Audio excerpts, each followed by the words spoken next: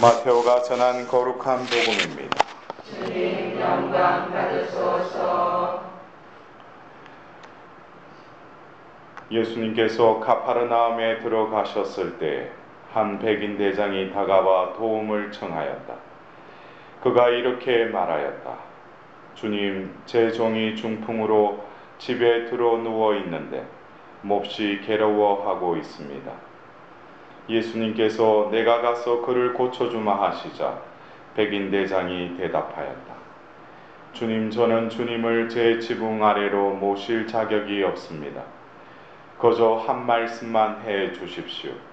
그러면 제 종이 나을 것입니다.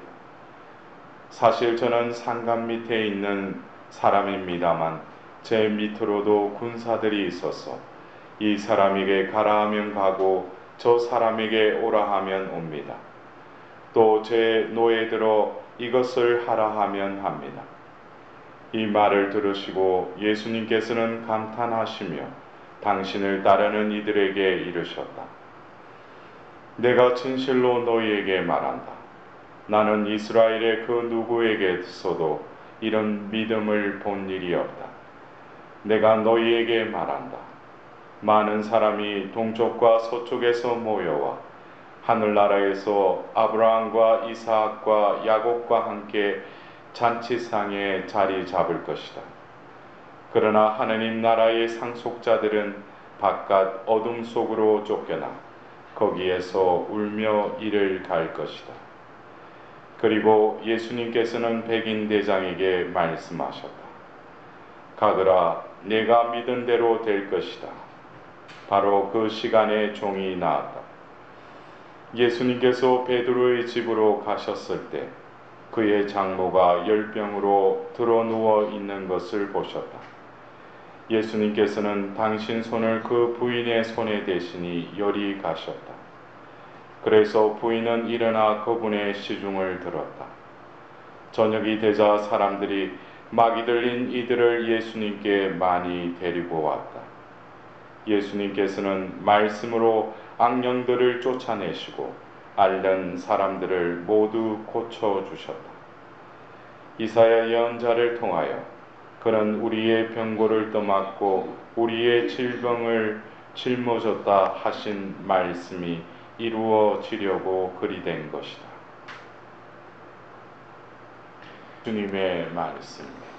그리스도님 참여합니다.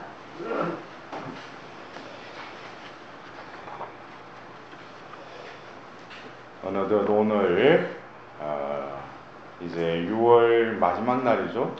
예, 전례력으로 예수 성심성일 성월 또 이제 지나가는데 여러분들 어떻게 예수 성심성월에 예수님 마음이 내 마음과 어떻게 하나 된 걸 느끼셨어요? 아까도 성시간 때 뭐 한 달 동안 계속 예수 성심 호칭 기도를 그렇게 바치더만 어떻게 마음이 좀 바뀌었어요? 예? 우리가 교회에서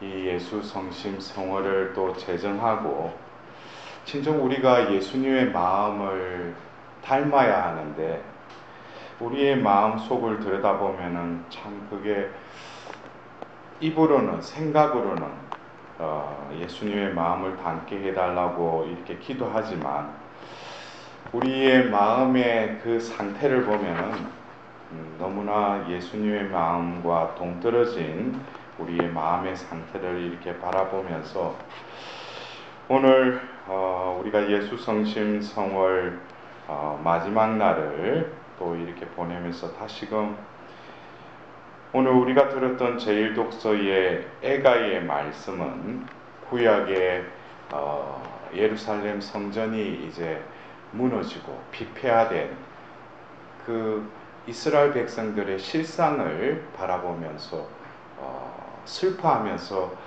이 에가서를 또 이렇게 썼죠.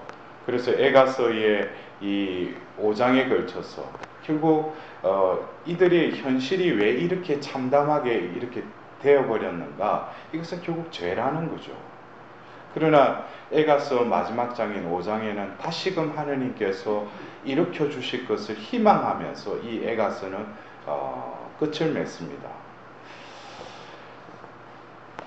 야곱의 모든 거처를 주님께서 사정없이 쳐부수시고 딸 유다의 성체들을 당신 경로로 허무시고 나라와 그 지도자들을 땅에 쓰러뜨려 욕되게 하셨다. 그러면서 이렇게 지금 자기들이 어떤 처한 현실적인 부분을 이렇게 바라보고 있는데, 어쩌면 우리가 이 구약 성경을 읽다 보면은 다윗에게 허락지 않으시고 그의 아들인 솔로몬에게 이제 성전을 다시 짓게 하시고 결국 이 바벨론 유배와 더불어서 이 예루살렘 성전이 무너지죠. 그러면서 예수님이 오시기 전에 이제 헤로데 대헤롯이 이제 건축광인데 다시금 이 성전을 짓죠. 그러나 예수님께서는 예루살렘에 입성하셔서 그 예루살렘의 성을 바라보시면서 눈물 지으시죠. 저것이 언젠가는 무너질 것이다. 근데 결국 AD 70년경에 티투스 그 장군에 의해서 로마에 의해서 거기 함락되죠. 우리 눈에는 어쩌면 이 에가서의 이 슬픈 노래가 끝에 있는 외부의 어떤 참상을 노래한 것 같지만 우리가 신약을 살고 있는 우리들에게는 또 다른 성전이 있죠. 이것은 더 이상 밖에 세워지고 허물어지는 이 성전이 아니라 하나님께서 당신의 자녀로 삼으시고 우리를 성전 삼아 주셨다는 거예요. 그래서 우리가 고린도 1서 6장 19절에는 여러분은 모르십니까? 여러분의 몸은 살아계신 성령의 성전이십니다. 그랬어요. 어떤 고린도 교회의 불륜의 문제를 이렇게 다루면서 바오로 사도가 이제는 뭡니까? 밖에 있는 성전이 아니라 우리 자신이 바로 우리 안에 바로 그리스도교가 시작된 그 교회의 주춧돌은 결국 제3위격인 성령이 오셔서 그들의 존재를 다시금 뭐예요? 하느님의 거처로 탈환하시고 이제 그들의 존재를 통해서 또 다른 그리스도의 존재로 살아가라고 우리를 부르시고 또 우리를 사도 삼아 주신 하나님께서 우리의 신약의 백성인 우리들에게 있어서는 바로 오늘 우리가 들은 이 에가서의 이 말씀은 그 BC 6세기의 그 에가서의 그 사항이 아니라 지금 내가 살고 있는 이 삶의 자리에서 또 예수 성심 성호를 지내면서 내 마음을 이렇게 들여다보면서 똑같이 이 에가서와 같은 한탄과 슬픈 노래를 불러야 된다는 거예요. 우리 안에 바로 하나님의 성전이 머무시는데 성전임에도 불구하고 우리들의 내면은 뭐예요? 또 다른 세상 것으로 함락되고 어지러워지고 더럽혀지고 이러한 상황을 우리들은 영적인 눈으로 우리의 내면의 성전의 상태를 제대로 봐야죠. 이러한 어떤 현실태를 깨닫지 못하니까 우리가 매번 이 미사 전례를 통해서 바로 이 미사 전례의 절정에 이르는 예수님의 그 몸을 모시기 전에 오늘 우리는 복음에서 백인 대장이 고백한 그 믿음을 우리는 고백합니다. 우리가 얼마나 미사 참여할 때마다 이 고백을 계속했잖아요. 한 말씀만 하소서 제 영혼이 곧 나으리다 그랬어요. 그러나 이 백인 대장의 이 믿음의 고백을 통해서 그 시각에 그 종이 나았다고 그랬어요. 우리가 그만큼 미사에 참여해서 성체를 영하기 전에 진정으로 백인 대장의 그 믿음으로 하나님께 구했다면은 우리는 뭐 매번 뭐예요? 나음을 받고 온전해지고 성해진다는 거예요. 근데 우리는 미사에 참여하고 나서도 왜 그래? 그 전이나 지금이나 얼굴 표정이나 내 마음 상태는 변함이 없어. 예? 그게 왜 그럴 것 같아요? 예? 그냥 세리머니 어떤 그냥 예식에 참여하는 거예요. 우리가 이 미사 전례에 참석하는 게 우리는 보이지 않지만 하나님의 현존 속에서 이 자리에 생명의 말씀이 선포될 뿐만 아니라 성찬례를 통해서 뭐예요? 직접 성령으로 사제의 손을 거쳐서 빵과 포도주가 예수님의 몸과 피로 성변화되죠. 그리고 그 예수님의 몸이 우리 안에 오신다는 거예요.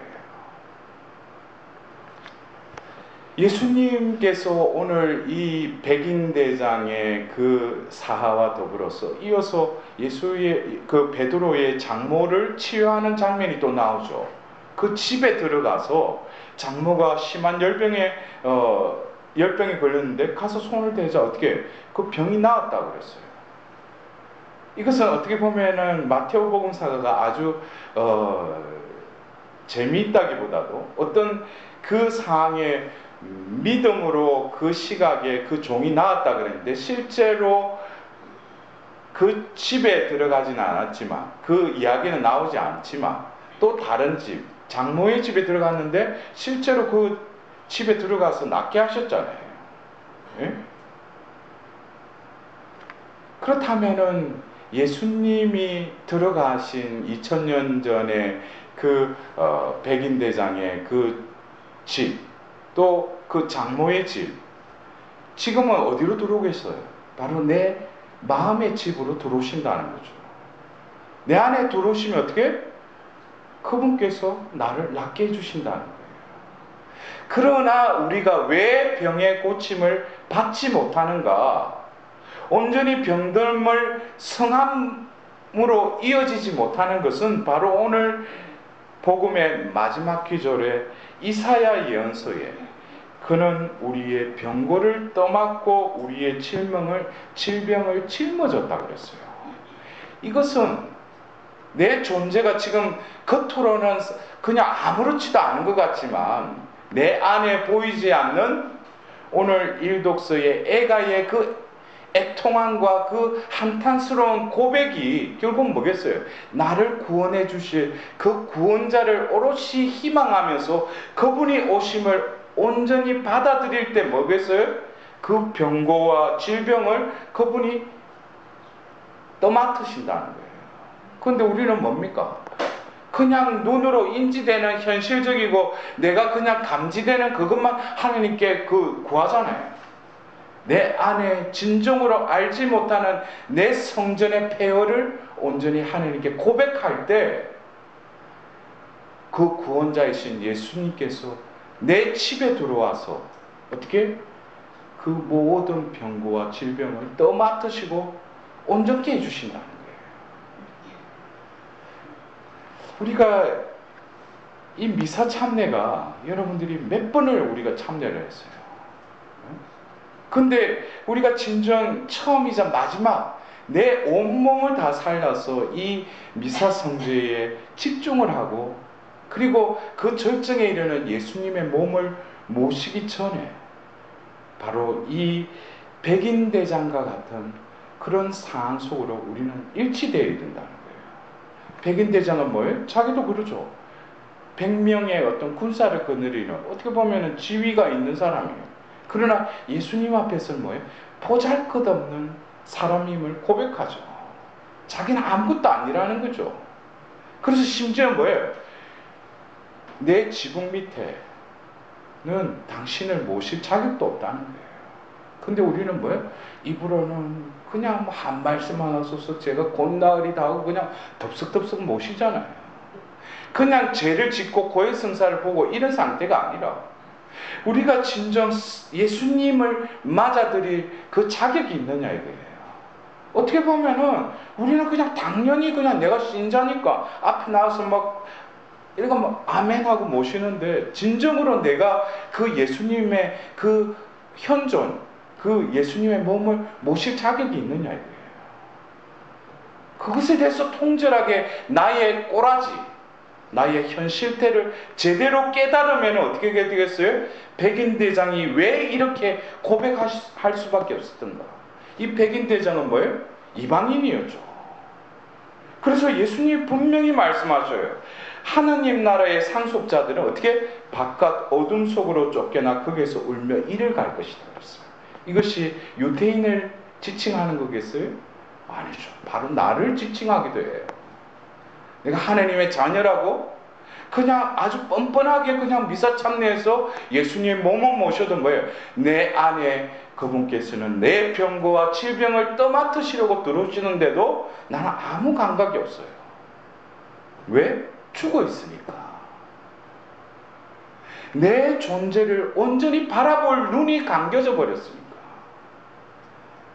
내 안에 내 마음은 예수님의 성신과는 너무나 동떨어진 자기 이기적이고 남을 해야서라도 자기는 살아남으려고 하잖아요.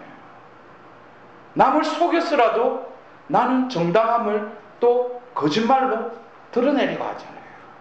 이러한 내 안의 불합리함, 이것을 우리는 직시해야 돼요. 그래서 우리가 이 예수 성심의 마지막 날을 보내면서 입으로는 예수 성심의 호칭 기도를 그렇게 불렀지만 내 마음은 예수님 마음과 동떨어져 있어요. 그러나 백인 대장의 그 믿음의 고백이 결국 그 시각에 그 종이 나았다고 했듯이, 장모의 집에 들어가서 그 장모의 열병을 낫게 했듯이, 오늘 이 미사를 통해서 진정으로 예수님 몸을 모실 때 나의 살아있는 성령의 성전이 무너져 버렸고 내 안에 얼마나 혼탁하고 더러움이 범람하고 무질서한 이곳에 당신을 모시기에는 합당치 못하오나 한 말씀만 하소서. 제 영혼이 곧 나으리라는 간절함과 그 애통함으로 하나님께 고백할 때 오늘 이 미사를 통해서 내 영혼을 깨끗이 온전히 회복시켜 주시고 낫게 해 주시리라 믿습니다. 아멘. 우리는 다시금